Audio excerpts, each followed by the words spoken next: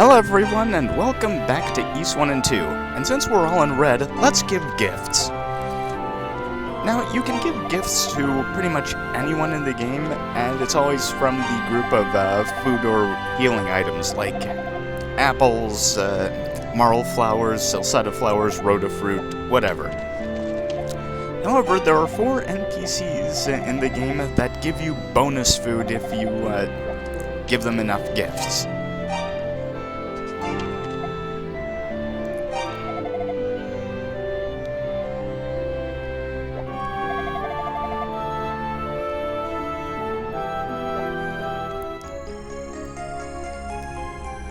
We will be getting 3 of these bonus foods in this video. They actually give you a ton more healing than herbs and whatever. So they're good to hang on to for some of the later parts in the game.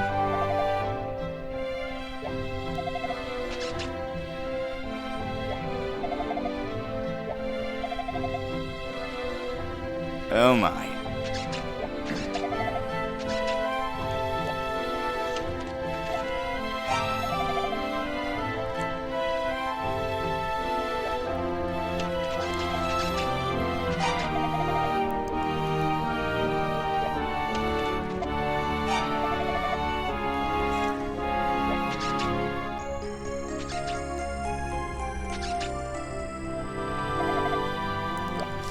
So apparently Lucy isn't all that broken up about the pickers. Anyway, back to the actual quest.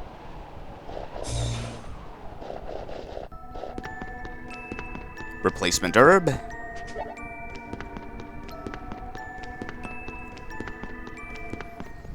Okay, the Moat of Burned Bless. The fire level, since we've already had an ice level. Someone is watching us. Who could it be?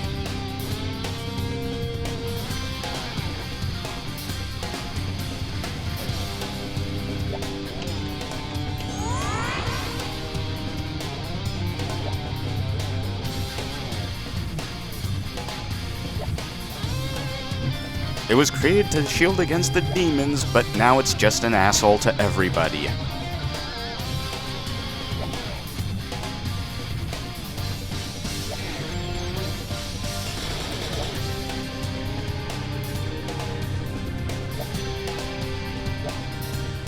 Okay, the Moat of Burned Bless is an asshole overall, but especially the first time you get here. The damage is high. Even with full Tier 3 equipment, monsters really hurt you. And the monsters here can be jerks, you know, like turn invisible and they start to shoot at you, and some of them are actually immune to fire. To give you an idea of how nasty it can be the first time through, there's a guy I know who regularly plays games like, you know, Dark Souls and whatever.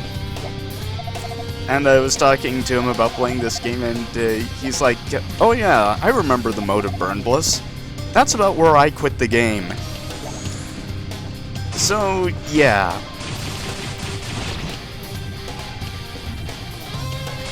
Oh dear, there's some chop going on. I tried playing through it, but it eventually got to be a bit too much to bear.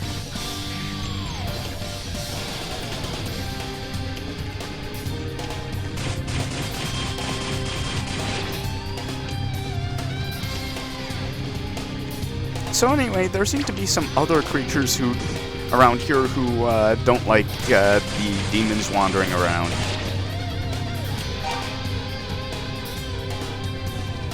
Okay, back to normal. But first things first. Another chunk of iron ore.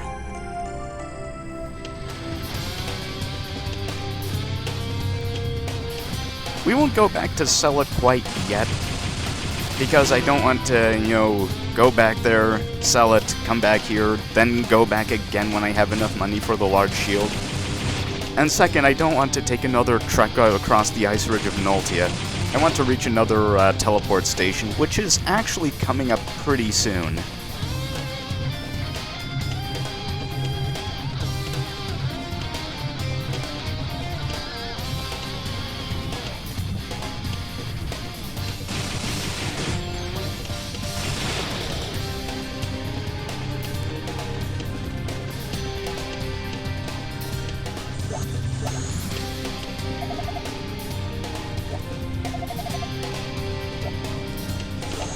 Okay, I know laziness is a vice, but demons can do that sort of thing themselves. They don't need me to check on their collaborators.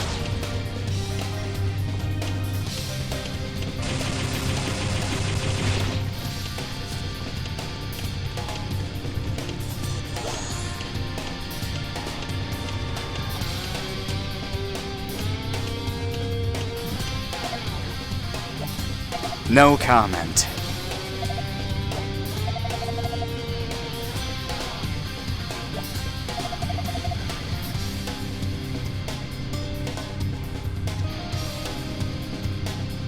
You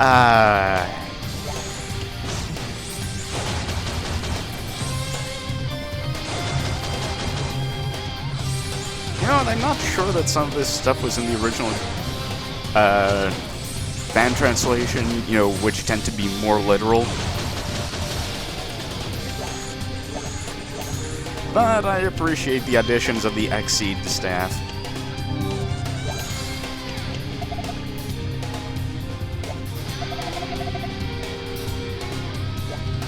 Yeah, apparently there's Rhodafruit around here.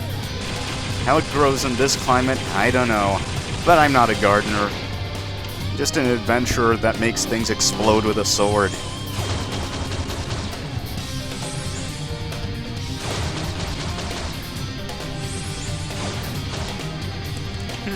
That's a rather conspicuous blockage.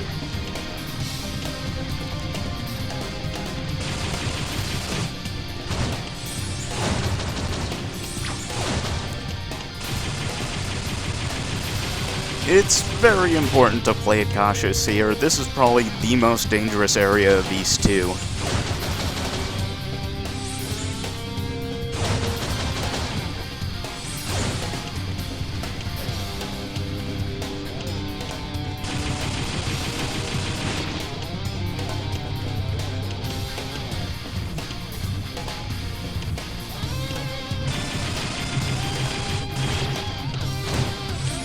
One of the reasons I try to get official localizations over fan translations whenever possible is that fan translations tend to be sometimes rather boringly literal.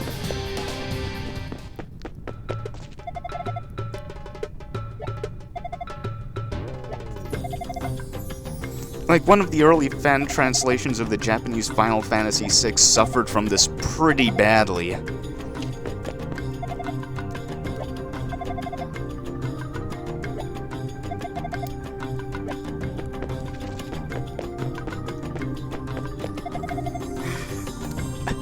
I'm not me! Whoops. Oh yeah, you can fireball villagers, and each one has their own unique dialogue when you do.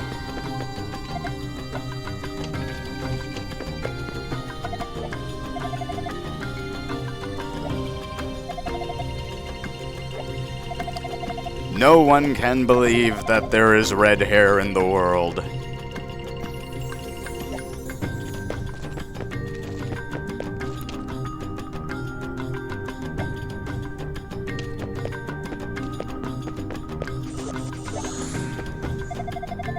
Ah, there's Ruba the Collaborator. He claims the winch is broken if you talk to him normally. In fact, I probably should have done that. Oh well.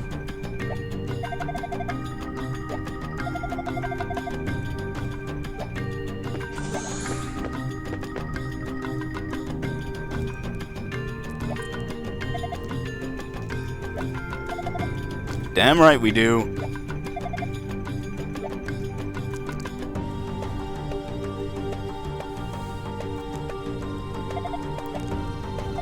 Oh, it's the man in black from the cutscenes.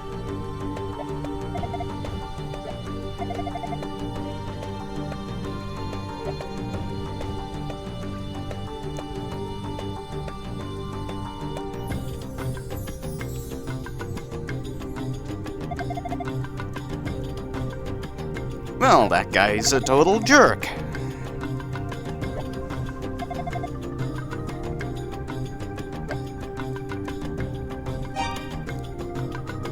You know what, we'd rescue him even if it wasn't a main quest.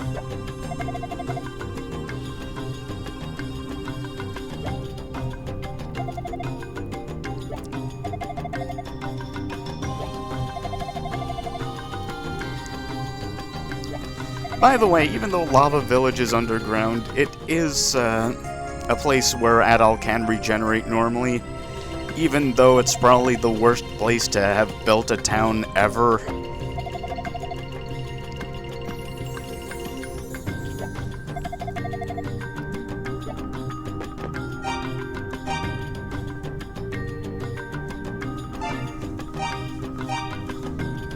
So we won't be needing the stone shoes for the rest of the game.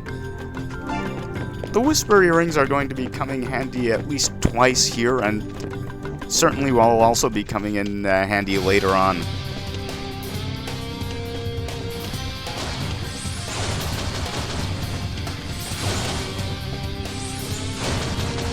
Yeah, that's right. In the mode of Burn Bless, sometimes you have to play East like a cover shooter.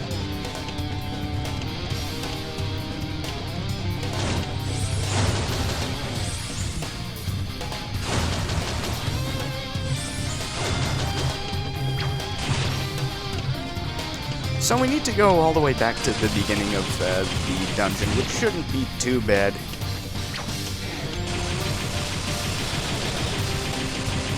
I've kind of gotten used to the horribleness of this part of the game by now. Well, not in that it's badly designed, it's just that, you know, death is a second away at all times.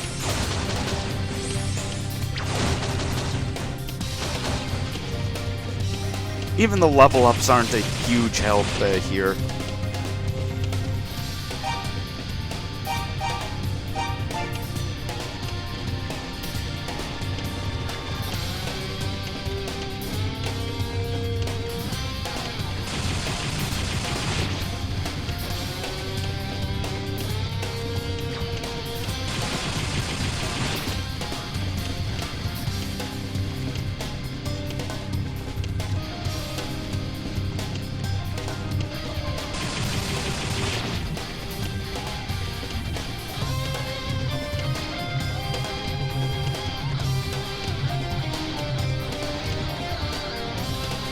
Okay, we're getting back to the beginning, and really, by the time we're there, we should have enough to grab the large shield and complete our Tier 3 equipment set.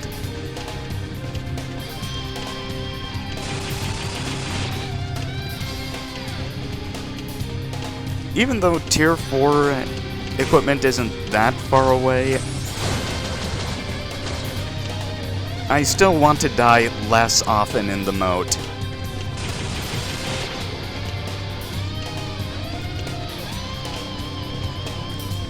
Okay.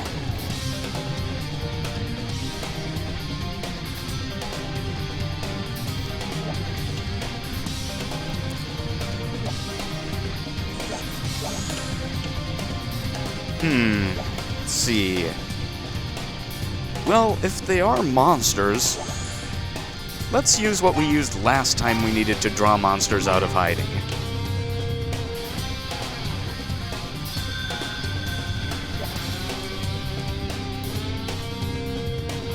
Ah, there we go.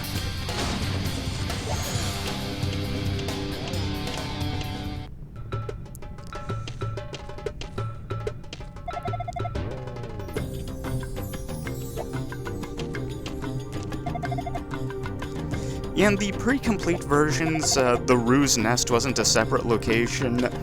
If you just went back to the beginning of the area, Adaru. If you just went back to the beginning of the area and used the evil bell, the Ruse would just pop out of nowhere.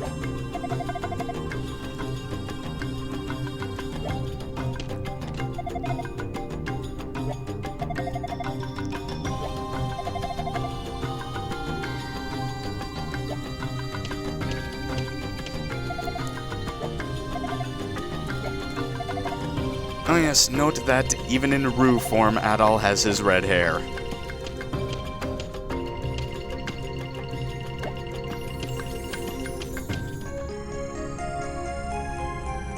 Okay, a new Rhoda fruit, a new Rhoda leaf. Wait, Rhoda leaf?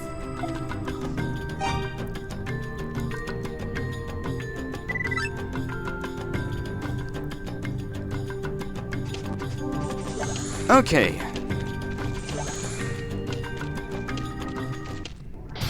Now we head back to Lance Village to pick up the last piece of equipment. Once I figure out how to magic.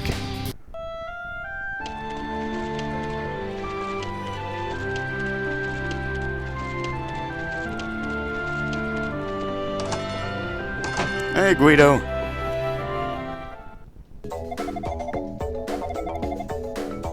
Yeah, that's the last of the iron ore in the game, but it's the last piece that we really need.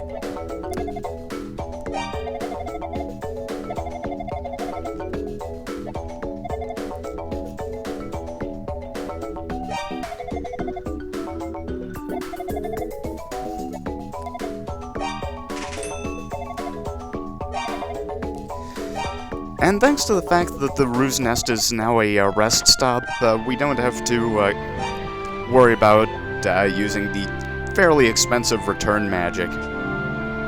So the Rotoleaf will protect us from poison gases, which one of the demons said are pretty common around the moat.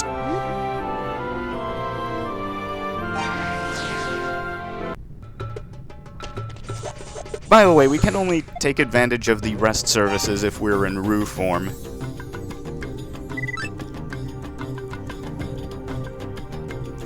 If we talk to them while we're in Adol form, they only speak in Ultima runes.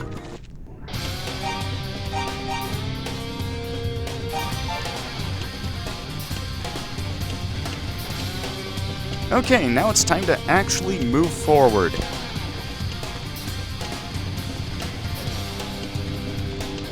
And kill monsters, but more importantly, moving forward.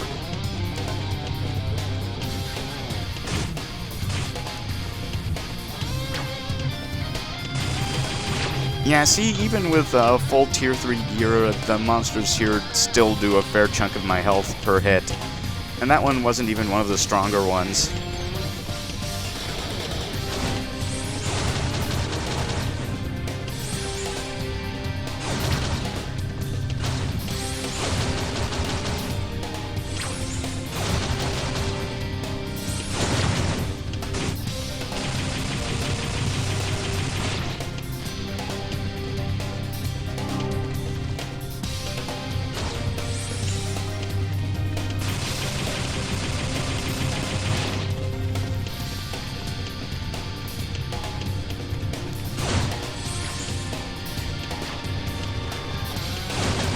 Yeah, what can really hurt you in this part is that there are also some monsters that move quickly and aren't actually even slowed by fire attacks.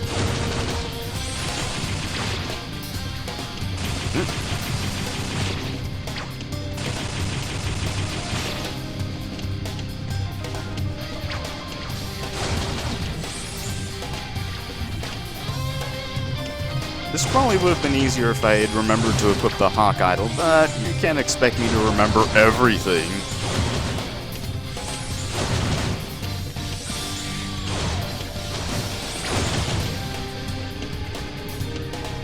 Okay, if we came in here without the Rotoleaf, we lose a lot of health, or actually I think in this version we get kicked back.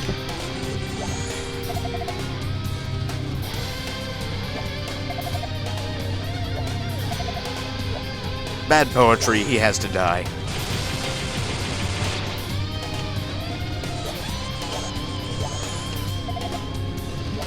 Nope.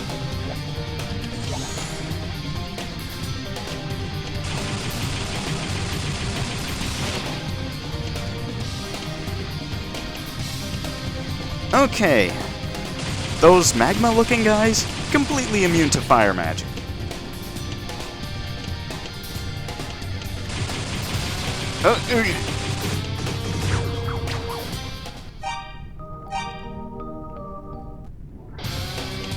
Well, apparently Adol can handle a lot of things, but,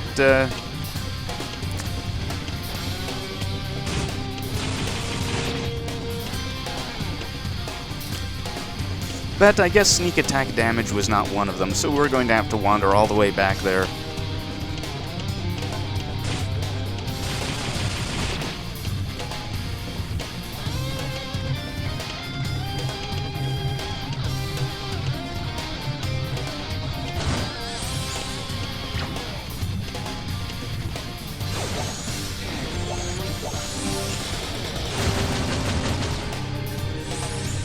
Well, this does not reflect well on my East combat abilities.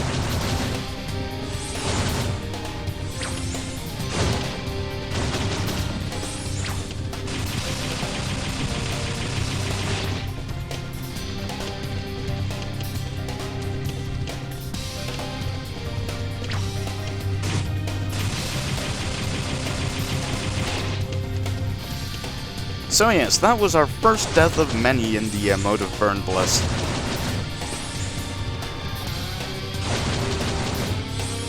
There weren't as many here as there were in the Shrine in East 1.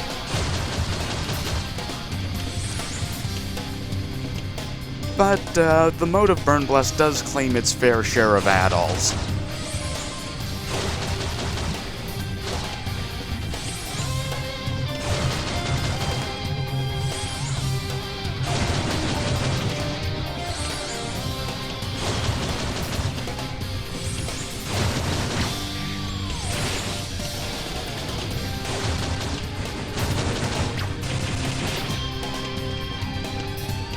Okay, we're back where we were before, and hopefully there will be less dying this time around.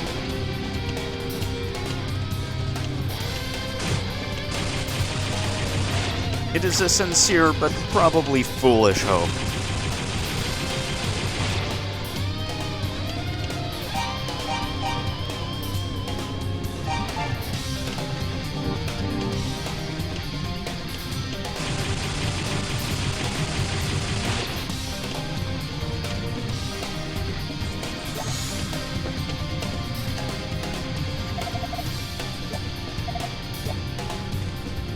Well, just gonna have to edumacate you. Ow!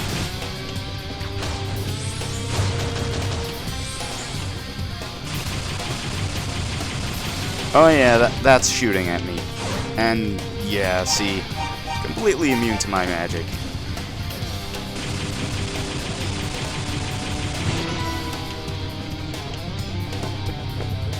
Whoa, whoa.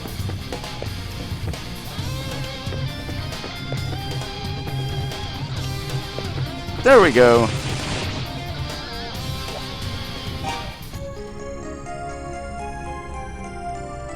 Oh dear.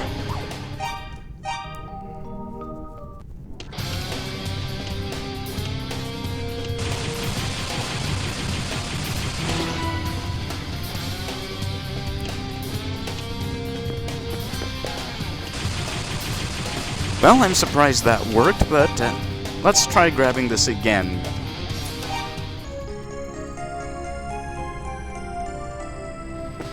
Okay, one bump and we're off.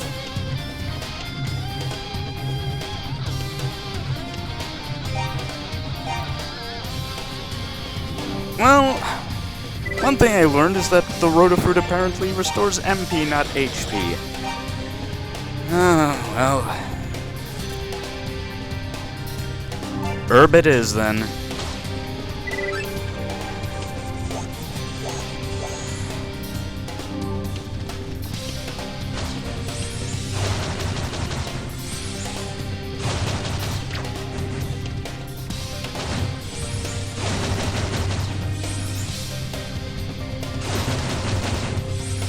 However, we did get what we need to advance.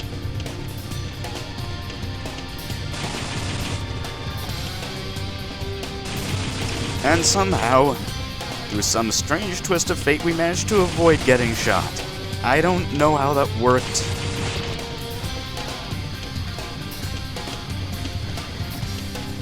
Okay, crack in the wall.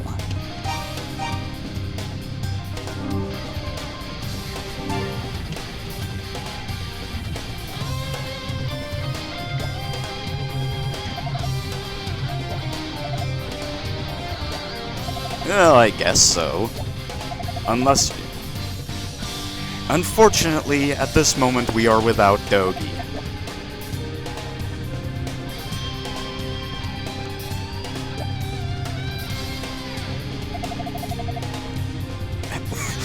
Okay.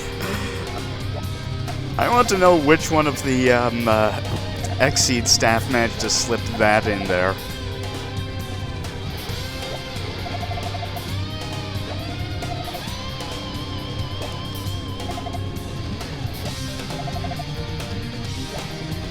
Yeah.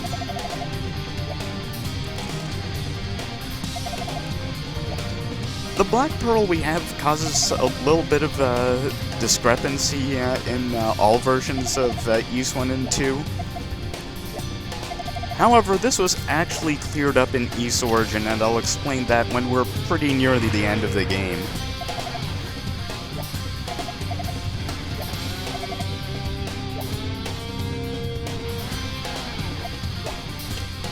So, Keith blew up the wall, broke through the jail doors. But hey, here's Tarf.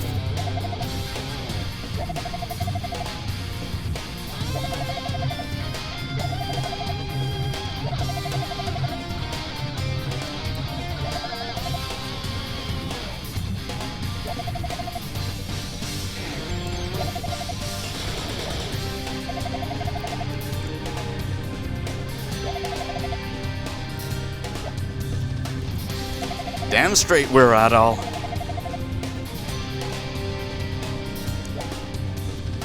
They could just say on the lookout for a redhead because there's only one in the universe.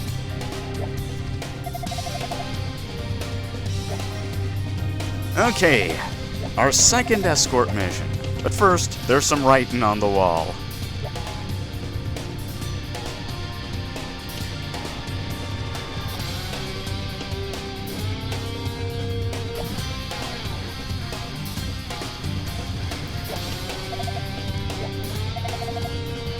So apparently Keith is a monster, but he's not one of the demon army under the command of the Man in Black and his superior dude. Okay, saving before going out there because things can go bad really, really fast, like this way.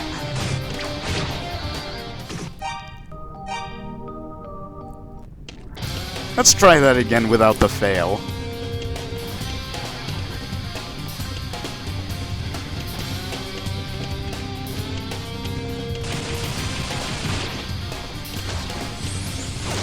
Now, there's some fun things you can do with Tarf here.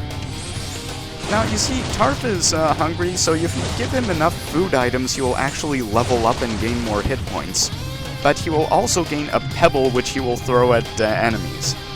It normally does pathetic damage and has bad accuracy. However, if you can get him to kill monsters with it, he will actually level up further, gain more hit points, and his rock will become more accurate and do more damage. And when you've leveled him up fully, he does a ton of damage with really good accuracy from his pebble. Also, the item that he's carrying in his inventory along the Black Pearl is dependent on your difficulty level. On normal, he's carrying a hot pepper. On hard, he's actually carrying the underwear of one of the female villagers. I don't know what he's carrying on other difficulties, because I don't care to play Ys 1 and 2 on easy. It's not out of a pride thing, it's just a thing.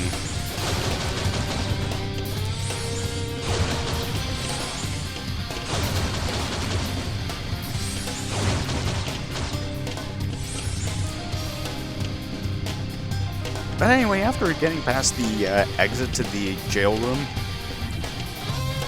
it's actually not that hard to get Tarf back to where he needs to be, because enemies will always attack opposite the direction you're moving. And here we are, back at Lava Village.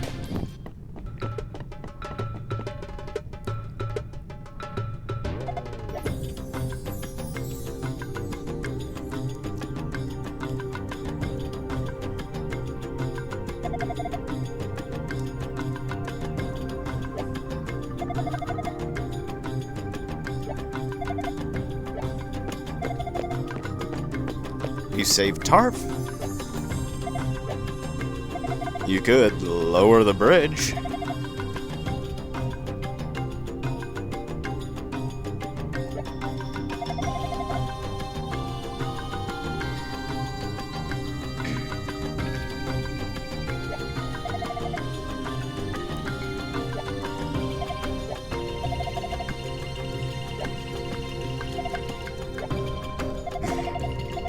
Rage against the machine.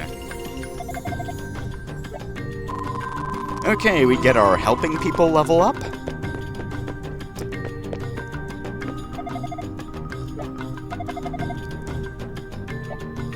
And now we need to give a man some flowers.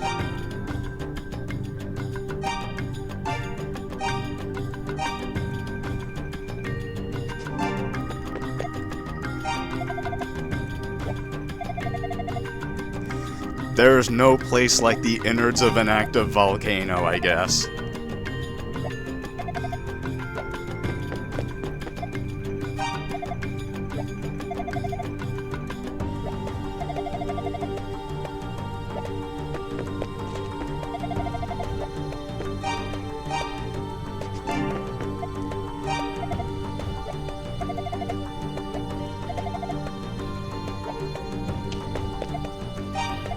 And there we go.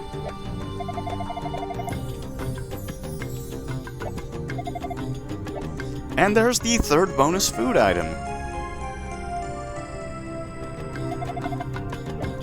There's one more we're going to be getting, and probably next video.